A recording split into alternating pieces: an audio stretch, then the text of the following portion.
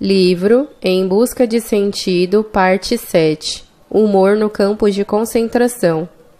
Se a pessoa que está fora já pode se surpreender com o fato de o campo de concentração permitir algo como a experiência da arte ou da natureza, mais ainda se espantará se eu disser que ali também existia humor. Claro, somente um princípio de humor, e mesmo assim apenas por segundos ou minutos. Também, um humor constitui uma arma da alma na luta por sua autopreservação. Afinal, é sabido que dificilmente haverá algo na existência humana tão apto quanto o humor para criar distância e permitir que a pessoa se coloque acima da situação, mesmo que somente por alguns segundos. Um amigo e colega com quem trabalhei lado a lado por semanas a fio no local da construção foi por mim adestrado na prática do humor. Propus-lhe o compromisso mútuo de inventarmos ao menos uma piada por dia, mas especialmente uma ocorrência que poderia ter lugar após a nossa libertação e volta para casa. Ele era cirurgião, tendo sido assistente em uma sessão de cirurgia hospitalar. Assim, por exemplo, tentei fazê-lo sorrir certa vez, descrevendo a dificuldade que ele teria após a volta para casa e para o antigo campo de atividades, em perder os hábitos adquiridos no campo de concentração. Diga-se de antemão que quando o chefe da obra se aproximava do local do nosso trabalho para a inspeção, o supervisor procurava acelerar o ritmo com o habitual mexam-se, mexam-se. O que contei ao meu companheiro foi o seguinte: quando você estiver novamente na sala de operação realizando uma demorada cirurgia de estômago, o atendente da sala de operação vai entrar correndo e dizer mexam-se, mexam-se, para avisar que o chefe está chegando. Muitas vezes os próprios companheiros inventavam esse tipo de situação engraçada no futuro. Assim, prediziam, por exemplo, que quando fossem convidados para um jantar em sociedade, poderia suceder que, distraídos, quando fosse servida a sopa, pediriam à senhora da casa, assim como pediam ao capo no intervalo do meio-dia, que ela lhes desse a sopa bem do fundo, para pescar algumas ervilhas ou meia batata. A vontade de humor, a tentativa de enxergar as coisas numa perspectiva engraçada, constitui um truque útil para a arte de viver. A possibilidade de optar por viver a vida como uma arte, mesmo em pleno campo de concentração, é dada pelo fato de a vida ali ser muito rica em contrastes, e efeitos contrastantes, por sua vez, pressupõem certa relatividade de todo sofrimento. Em sentido figurado, se poderia dizer que o sofrimento do ser humano é como algo em estado gasoso. Assim como determinada quantidade de gás preenche um espaço oco sempre de modo uniforme e integral. Não importando as dimensões deste espaço, o sofrimento, seja grande ou pequeno, ocupa toda a alma da pessoa humana, o consciente humano. Daí resulta que o tamanho do sofrimento humano é algo bem relativo. Resulta ainda que algo quase insignificante pode proporcionar a maior das alegrias, como foi, por exemplo, na ocasião em que viajávamos de Auschwitz para um dos campos filiais em Dachau, na Baviera. Temíamos que o transporte fosse para Mauthausen. Nossa ansiedade crescia à medida que o trem se aproximava daquela ponte sobre o Danúbio, pela qual, segundo diziam companheiros com anos de experiências em campos de concentração, ele teria que passar assim que se desviasse da linha principal, caso se dirigisse para Mauthausen. Quem ainda não passou por algo semelhante, só acreditaria se pudesse ver os prisioneiros no vagão dançarem de alegria ao perceber que o transporte se dirigia apenas para Dachau. E como foi depois, ao chegarmos ao campo sucursal em Dachau? Tínhamos viajado 2 dias e 3 noites, e no chão do apertado vagão cárcere não havia lugar para todos se assentarem. A maioria teve que passar de pé a longa viagem, enquanto alguns poucos podiam acocorar-se por turnos sobre um pouco de palha, que estava molhada de urina. Em outras palavras, estávamos completamente esgotados ao chegar. A primeira informação importante dada por prisioneiros internados há mais tempo lá dizia que naquele campo relativamente pequeno, o número de prisioneiros nunca passou de 2.500, não havia forno, isso é, ali não havia nenhum crematório, nem por conseguinte câmara de gás. E isso significava que no caso de alguém ficar muçulmano, não poderiam ser levados diretamente para o gás, mas apenas quando se organizasse o transporte de doentes para Auschwitz. Assim, o perigo de morte vindo dessa parte, ao menos, não era tão direto. A agradável surpresa por nos ter sido dado aquilo que nos desejara nosso chefe de bloco, ele nos recomendara sermos mandados o quanto antes para um campo que não tivesse lareira como Auschwitz. Essa agradável surpresa nos encheu de alegria. Ficamos tão bem-humorados a ponto de nos entregar a gracejos e dar risadas, a despeito do que nos sobreveio nas horas seguintes. Acontece que, nas repetidas contagens dos prisioneiros recém-chegados com o nosso transporte, faltava um. Tivemos que ficar de pé no local de formatura, expostos à chuva e ao vento frio, até que fosse achado o homem. Foi encontrado num barracão onde caíra em sono profundo, vencido pelo cansaço. Assim, a demorada formação para a contagem acabou virando uma ordem unida de castigo. Durante a noite inteira e mais uma parte da manhã seguinte, tivemos que ficar de pé no local de formatura, encharcados e enregelados, e isso ainda depois de longa e penosa viagem. Mesmo assim, nosso estado de espírito era a maior das alegrias, pois naquele campo não havia lareira, e Auschwitz ficava longe. Invejando presidiários. Como nos sentíamos quando víamos um grupo de presidiários passando pelo local de trabalho? Ali se revelava flagrantemente a relatividade de qualquer situação de sofrimento. Ocorre que invejávamos esses presidiários por sua vida relativamente regrada, relativamente assegurada, relativamente asseada. Era com melancolia que pensávamos, esses aí podem tomar banho regularmente. Eles, sem dúvida, têm uma escova de dentes, sua escova de roupa, seu catre, cada um com o seu, sua correspondência mensal. Eles sabiam onde estavam seus familiares e, principalmente, que estavam com vida. Nós, entretanto, fazia muito tempo que não gozávamos mais desses privilégios, ou como invejávamos até aqueles entre nós que tinham a grande chance de ir trabalhar numa fábrica em ambiente fechado, protegidos do frio e do tempo. Com quanta ansiedade cada um de nós esperava essa chance de salvar a vida. Mas a escala da felicidade relativa ainda vai além. Mesmo entre nós que tínhamos que trabalhar em grupos de trabalho externo, podia ser que aquele destacado para um comando pior invejasse o outro justamente por este não ter a infelicidade de ficar 12 horas por dia descarregando as vagonetas de uma linha rural, numa encosta íngreme com o barro até os joelhos. Nesse comando ocorria a maior parte dos acidentes, que eram diários e muitas vezes fatais. Outros comandos tinham capatazes tão rigorosos e inclinados à violência contra os prisioneiros que nos considerávamos relativamente felizes pelo fato de não pertencer a eles. Certa vez, por uma infeliz coincidência, caí num desses comandos de trabalho, duramente 2 horas. O supervisor me maltratou constantemente até que um alarme aéreo forçou a interrupção do serviço. Depois se tornou necessária uma nova distribuição do pessoal em grupos de trabalho. Não fosse isso, eu acabaria sendo transportado de volta para o campo de concentração sobre o trenó em que eram levados os companheiros já mortos ou prestes a morrer de esgotamento. Ouvir a sirene de alarme numa situação dessas é uma redenção que nenhum pugilista que já experimentou o que representa a batida do gongo no final de um round a salvá-lo do nocaute no último instante pode imaginar. Felicidade é ser poupado. Éramos gratos ao destino quando ele nos poupava de sustos, os mínimos que fossem. Já ficávamos contentes quando à noite podíamos catar os piolhos do corpo antes de nos deitar.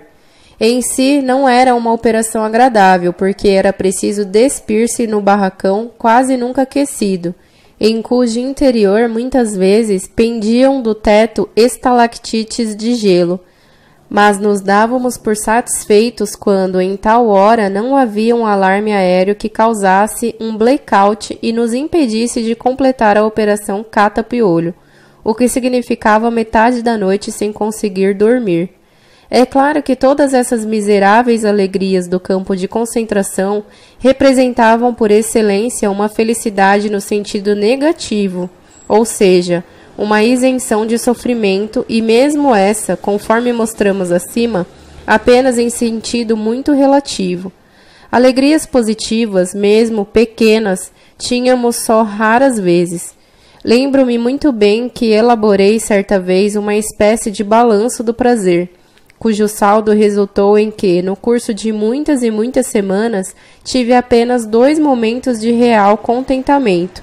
Foi quando, ao voltar do serviço para o campo, depois de longa espera em frente ao barracão de cozinha, fui destacado para aquela fila que dava no cozinheiro F, também prisioneiro. Tinha ele à sua frente um tacho enorme, onde ele tirava a sopa para distribuí-la nas vasilhas que lhe estendiam os companheiros de trabalho enfileirados.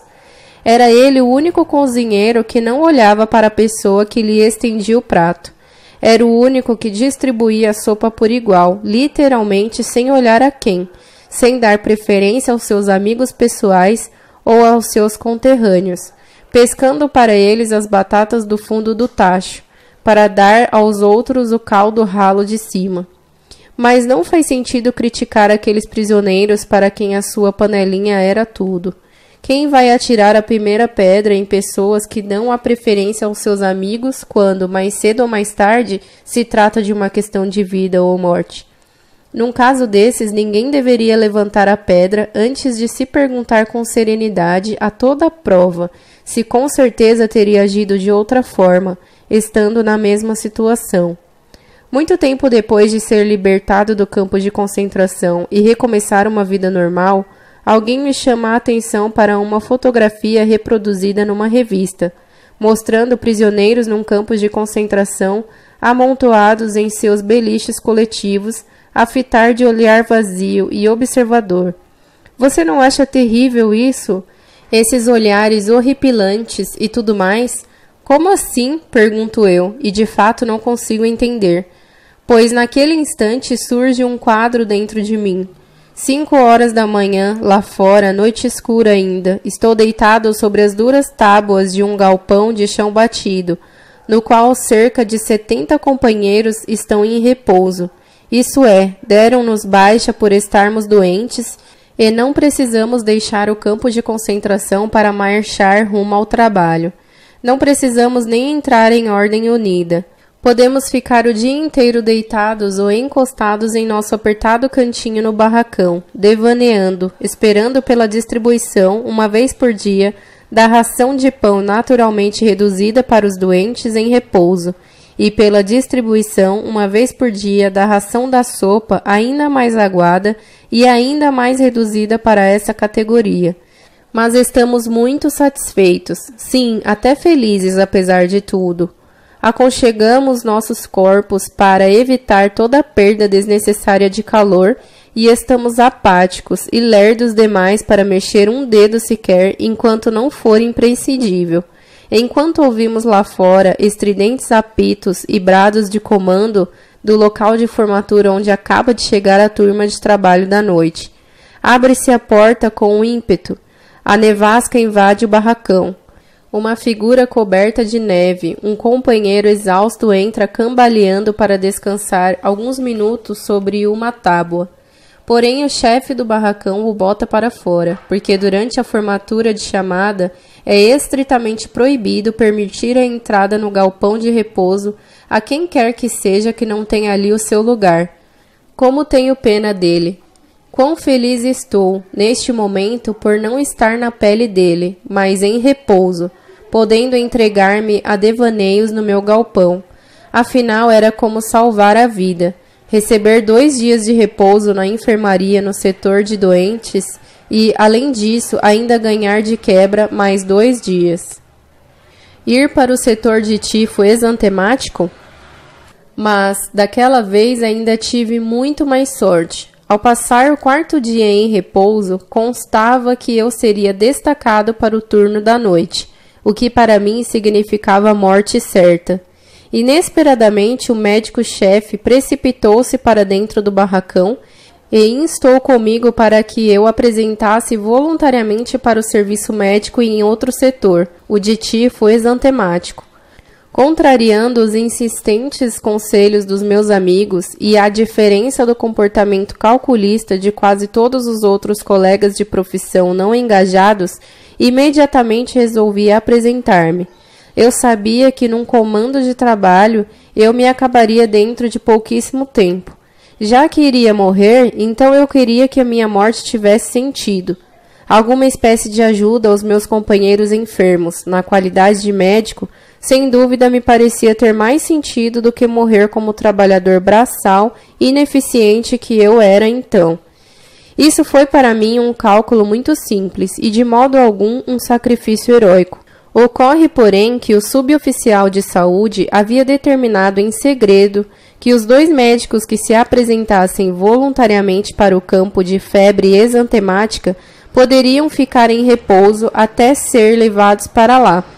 Com efeito, estávamos tão acabados que, não tomasse ele essa medida, o que teria à disposição não seriam alguns médicos, e sim alguns cadáveres. Tudo isso me veio à memória quando me mostraram aquela foto de um campo de concentração, e passei a contar tudo isso até me entenderem. Também disse que nem era tão horrível o que se apresentava naquela foto. O que eu poderia imaginar até muito bem que aquela gente não estava se sentindo tão infeliz. Falamos no início da grande desvalorização que elimina, com poucas exceções, tudo aquilo que nada tem a ver diretamente com a preservação da vida da própria pessoa, bem como daquelas que em seu íntimo lhe são próximas. A própria pessoa, entretanto, não escapa dessa desvalorização. Até ela é incluída no turbilhão espiritual que parece arrastar todos os valores para um abismo de ambiguidade. Sob a sugestão de um ambiente que há muito deixou de dar o menor valor à vida humana ou à dignidade das pessoas, mas que faz de pessoas objetos destituídos de vontade, peças de uma política de exterminação, que é adiada apenas para a exploração dos últimos restos de capacidade física de trabalho, exposto a essa sugestão generalizada, o próprio eu só pode mesmo acabar desvalorizado. A pessoa que estiver no campo de concentração e não resistir a essa sugestão com o impulso último do sentimento de valor próprio, acaba perdendo a sensação de ser ainda um sujeito, ou sequer um ente espiritual dotado de liberdade interior e valor pessoal. Ela experimenta a si mesma somente como partícula de uma massa enorme, e sua existência se reduz ao nível de existência num rebanho. Sem poder pensar nem querer, as pessoas ali ora são tocadas para cá, ora para lá, ora são ajuntadas, ora dispersadas, como rebanho de ovelhas. À tua direita e à tua esquerda, à frente e atrás espreita pequena, porém armada, requintada e sádica matilha que não para de te tocar para frente ou para trás, aos berros, pontapés e coronhadas. Sentíamos-nos feito ovelhas no rebanho, que somente sabem, pensam e querem uma coisa, escapar aos ataques dos cães e, num momento de paz, poder comer um pouco.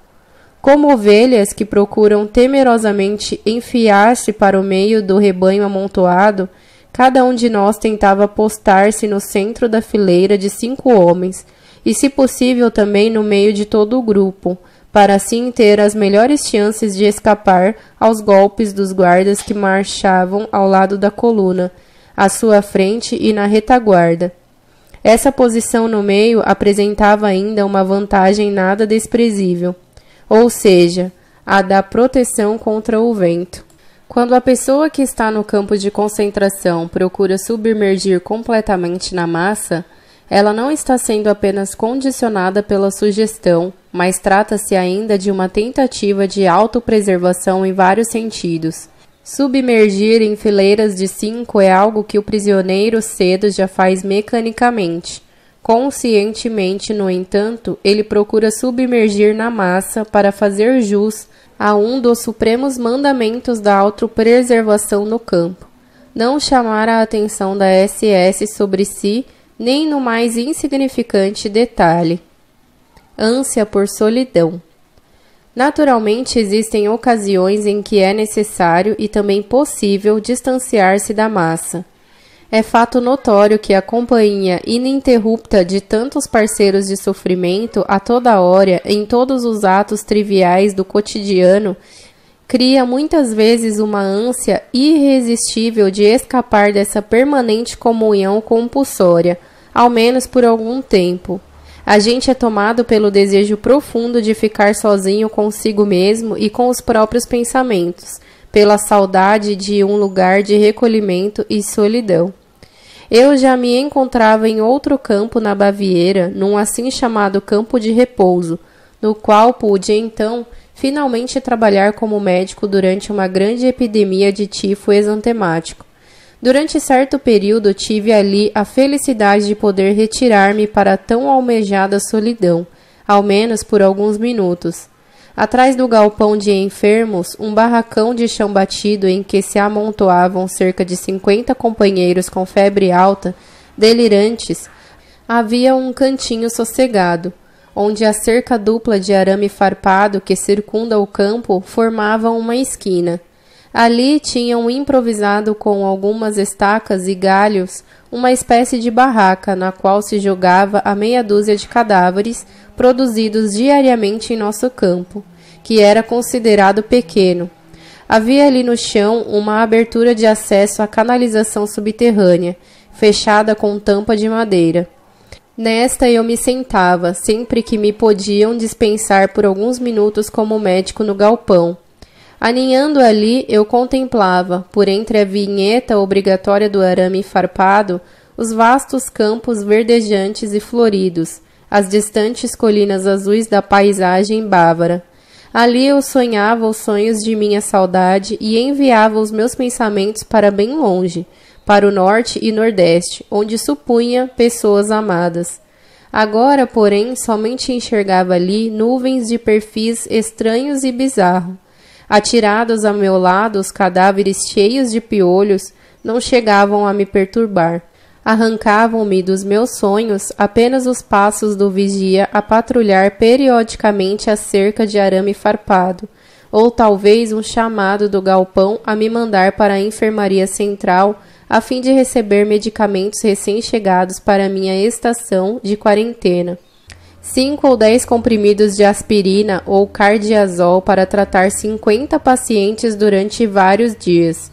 Ia buscá-los e fazia então a visitação de companheiro a companheiro, sentindo-lhes o pulso e dando meio comprimido nos casos graves.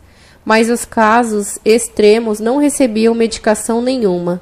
Ela ficava reservada para aqueles que ainda tinham chances de cura. Aos casos mais leves eu nada podia dar, a não ser talvez uma palavra de apoio. Assim eu me arrastava de um companheiro até outro, debilitado e desgastado fisicamente ao extremo, uma vez que eu mesmo havia pouco estivera gravemente enfermo de tifo exantemático. Em seguida retirava-me novamente para um momento de solidão e me assentava mais uma vez sobre a tampa de madeira do hidrante subterrâneo. Essa, aliás, certa vez, salvou a vida de 3 companheiros. Pouco antes da libertação, houve transportes em massa, alegava-se para Dachau, dos quais 3 companheiros meus, precavidamente, quiseram se safar. Entraram por aquela abertura e ali se esconderam do guarda no campo, que esquadrinhava todo o terreno.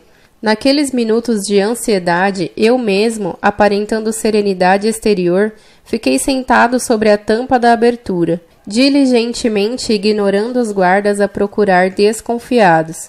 Parece que, num primeiro momento, tiveram suspeitas e queriam levantar a tampa. Mudaram, porém, de ideia e passaram por mim, sentado ali, a olhar inocente e tranquilo, atirando pedrinhas na cerca, fingindo ares de quem não quer nada com nada. Um guarda, que me viu daquele jeito, hesitou por um segundo, mas foi só. Desarmado que foi em sua suspeita pelo quadro que se lhe apresentava, continuou a sua busca. Logo pude avisar aos 3 companheiros lá no fundo que já passara o maior dos perigos.